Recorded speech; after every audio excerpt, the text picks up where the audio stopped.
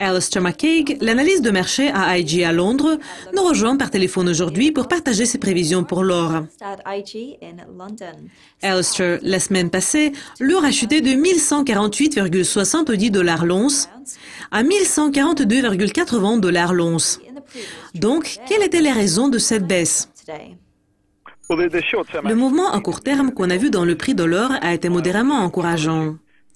Mais ce ne sera pas pour longtemps, jusqu'à ce qu'on atteigne une zone sensible de la résistance autour de 1160 $. Le bond précédent observé à la fin d'août sera le premier obstacle que le prix de l'or doit surmonter. Je crois que la question en matière de la hausse des taux d'intérêt aux États-Unis va rester au centre de l'attention. Il y a eu certaines raisons pour l'optimisme. Et en ce qui concerne les investisseurs de l'or, ce que l'or n'est pas en mesure d'apporter des revenus sera un problème mineur à court terme. L'aggravation du conflit militaire en Syrie et la possibilité croissante d'une action militaire par les forces russes et américaines très proches des pays de la Méditerranée ont suscité des attentes que l'or pourrait bénéficier, comme on sera à la recherche de la sécurité.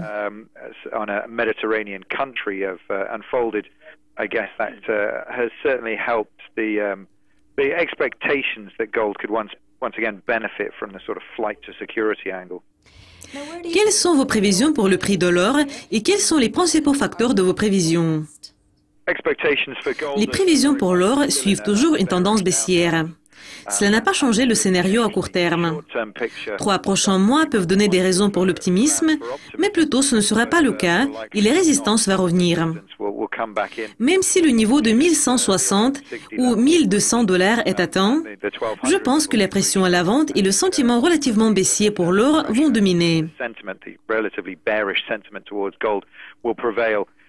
Et à plus long terme, nous devons tenir compte de ce que nous nous rapprochons de la hausse des taux d'intérêt aux États-Unis. Et cela va attirer de nouveau l'attention des négociants des produits de base, en particulier celle des négociants de l'or. L'incapacité de l'or de générer des revenus va produire plus de pression à la baisse sur le métal.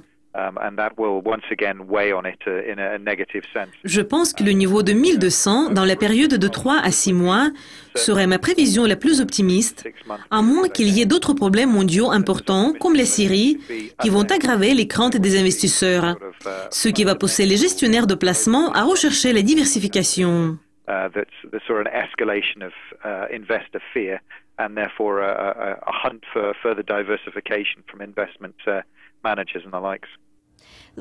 Et à plus long terme, quelles sont vos prédictions pour le prix de l'or pour 12 mois? S'il s'agit de la performance de l'or à plus long terme, je crois que c'est toujours difficile de prédire un avenir optimiste pour l'or. Parce qu'avec le temps, il y a une plus grande probabilité de ce que les taux d'intérêt seront plus élevés non seulement aux États-Unis, mais aussi au Royaume-Uni. Il y a des problèmes majeurs qui peuvent commencer à entrer en jeu. Si le ralentissement économique en Asie et surtout en Chine persiste, nous pouvons voir un nouvel enthousiasme pour les investisseurs asiatiques à procéder à la diversification pour éviter les risques de change. Et donc, ils vont se tourner vers l'or comme la valeur refuge. Cela peut soutenir le métal précieux et apporter un peu de soutien fondamental.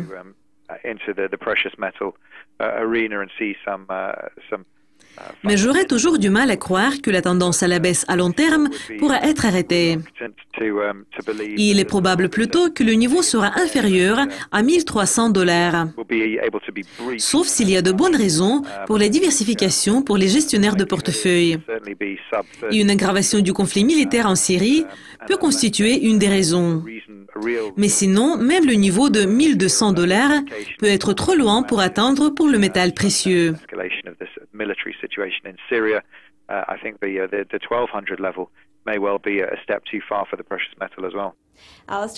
Alistair, comme toujours, c'était un plaisir de vous parler. C'est tout pour le moment. Au revoir.